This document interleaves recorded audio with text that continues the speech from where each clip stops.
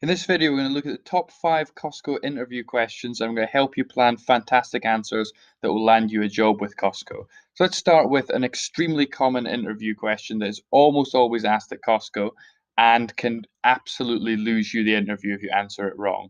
So when you answer the question, what hours can you work? You've got to start by being honest. You've got to come across as believable. Then you're going to talk about flexibility. You're going to show off as much flexibility as you possibly can, and then you're going to show that you are absolutely committed to the company and you're going to be there when they need you. And so, some great things to mention is if you can work weekends, that's a difficult time to staff. Show them you can be there when they struggle to get people. Can you work late shifts? If so, bang on about it. Show them you can be there on the weekends, the late shifts, all these difficult times to staff. You can do it. You're solving your manager's problems and you haven't even started working there. Instead of talking about other commitments that are going to get in the way and cause all these problems, I mean, you're not committed, you're not going to commit 100%, and you can't be there when you need them. You need to talk about how you have managed those commitments. If you can work the school holidays, that's a great thing to get in. Again, difficult time to staff. If you can't work the school holidays, just don't bring it up. So you're always going to be positive. If, however, you put into a position where you kind of have to say, well, I couldn't really work those hours, it's much better to talk about, I prefer normal business hours, but I can be flexible and, I can juggle this around and I can try and accommodate you in these ways. So talk about flexibility as much as you can and try never to say no to anything on this question because that's going to cause problems. So you're solving the manager's problems, not giving them more problems. And so the real key to success on this question is to focus absolutely 100% on what you can do and not talk about what you can't do. A bad answer to this question starts by going, I can't work weekends, and because I've got all of these problems in my life, I could never work late shifts. And that just puts the person right off, and you can lose the whole interview on this question. Let's move on and look at the second question. Just tell me about a time that you worked in a team. And Costco is all about teamwork, and employees are part of the Costco family. So it's really important to be a team player. So in your example, you want to talk about how you've worked well together in your team. So you want to come across as someone that they want in your team because you have experience of being someone that is good at working in teams. You want to show that you are an active contributor to the success. You don't want the project to seem like, well, if you weren't part of it, it would have went fine. You didn't really help it very much. You want to be a key member of that team that was really important in delivering success. And obviously, well, you say obviously, but some people don't do it. Talk only about things that had a positive outcome. If you worked in a team and it was a disaster, don't use that as your example. Talk about an example where something really positive happened and you were a big part of achieving that, but you couldn't have achieved it without working effectively with everybody else and acknowledge the contributions that others have, but make sure that you're still an important part of that. And so it can be difficult to come up with an example. So I'll give you a few prompts that might help. So you might think about the charity work that you've done. For example, if you're in charge of a sports team or you are even just participating very actively in a sport, you talk about a project that you've done in another job at work. You can go back to your school times. Were you involved in some sort of school team, some school project? Or have you done something of importance or significance within the local community that involved working with other people? So some of those might get your mind going. You've got to have a good example prepared. And so while you're preparing it, it's helpful to look at a bad answer that will score badly. So you overemphasize yourself. So you bang on about what you did, what you did, what you did, and you forget to talk about the team aspects. And it shows that you're self-centered and that you don't recognize the contributions of others. So you're not going to fit into the Costco family very well. It's a team effort. You have to acknowledge that. You don't want to, however, on the other side, talk about how other people took all the leadership and that they really were the drivers of the success. You ought to make sure that you're a key part of the success. And the worst thing you can do in a teamwork example is talk about failure and a team that just didn't work and people weren't pulling their weight. and the end result of the project was terrible because you were part of that project and you are partially accountable for the failure. And so if you use a negative example, it just sets things up really badly. So pick your example, plan it through those 3 points for the positive example, and absolutely avoid those traps that give you a terrible team example. If you don't plan this question, you're not going to do very well in it. So clearly plan out your example and hit all those points and you'll do fine.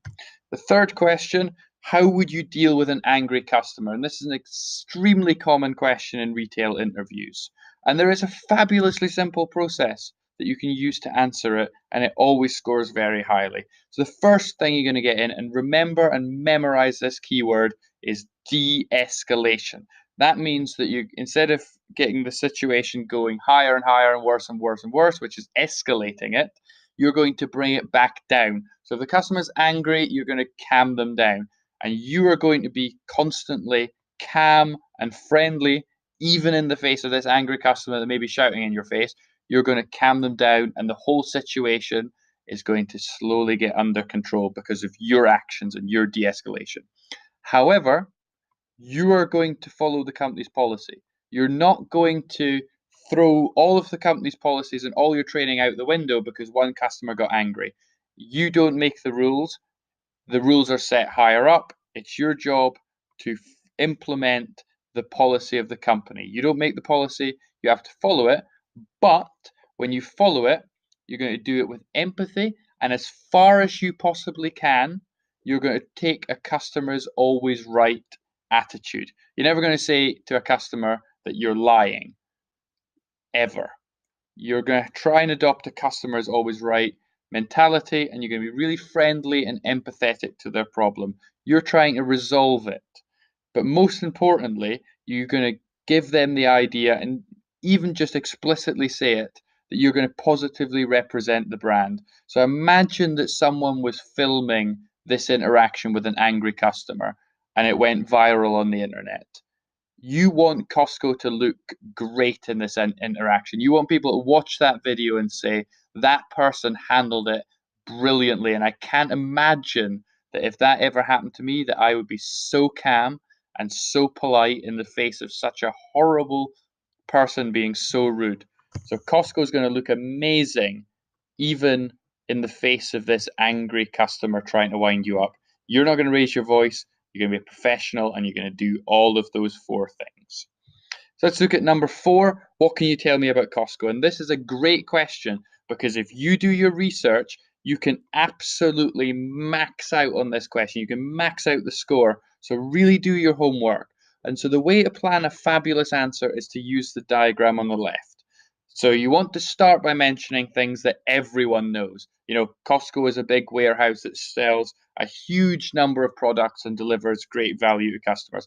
Everybody knows that, but again, you have to show that you know what everybody knows. So you've got a basic idea. Then you want to start moving out to some things that only some people know about Costco. So you're extending into talking about how the membership program works. You can talk about Kirkland and vertical integration, which is where Costco operates throughout the supply chain and self-supplies a lot of the products. Then you're going to move out to some things that only very, very few people know. For example, Charlie Munger is on the board of directors, and he once said that Costco has done more for society than the Rockefeller Foundation, which is a really bold statement. You could talk about the founder and his philosophy. For example, he used to wear a name badge that just said Jim, and that really goes to the heart of the Costco culture. You could also talk about how they treat their employees very well. So research, you know, what they do and how they're different in terms of their approach to employees. And it is really interesting to note that the employee turnover, that's the number of people who quit Costco, is extraordinarily low for the retail industry. People stay at Costco abnormally long, and that is a really positive sign for a company.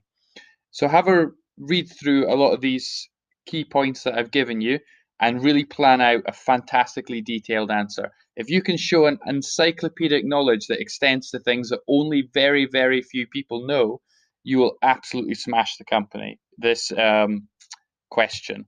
And lastly, an absolutely awesome tip is to read Costco's annual report. You will find fantastic information. It's called Form 10K, and it is the best source of information about the current situation of the company. And our last question is, why do you want to work for Costco? And this is a very personal question, so I can't answer it for you. However, I can give you some pointers on things that you should think about including in your answer. So you're going to talk about the fact that you enjoy working there. So explain why you would enjoy working at Costco, because if you enjoy your day job, you're going to be better at it. And while you're talking about why you're going to enjoy working there, you're going to do it with great enthusiasm. You need to exude enthusiasm, because if they can feel your enthusiasm, you come across as so much more genuine. You talk about how you love working with customers. You could talk about Costco being a very large organization that has a good, strong track record of promoting internally. So that's people who already work there being promoted on merit. You need to talk about what your personal interests are and link that to Costco. And Costco is very big on teams and retention. That's why employee turnover is so low. So you can talk about how this is something you see as a very long-term career and you're looking to commit to the company long-term. And lastly, as a bonus, here's some questions to ask. And I'll let you read through these on your own and pick the ones that you think best fit you. But lastly, always ask one question directly based on something that's come up in the interview. Interviews are a two-way process, so you're finding out about the company and they're finding out about you, and take that opportunity. So listen carefully to what the person who is interviewing you is saying, and if something comes up that you're thinking, hang on, I've got to ask something about that, or I'm curious about that, take a mental note and make sure you ask that. Always plan at least 3 questions plus one based on something that's come up. Not having questions is a really, really negative thing in interviews and will really harm your performance. So hopefully this video has been very helpful to you. I wish you the best of luck in your Costco interview, and thank you very much for watching.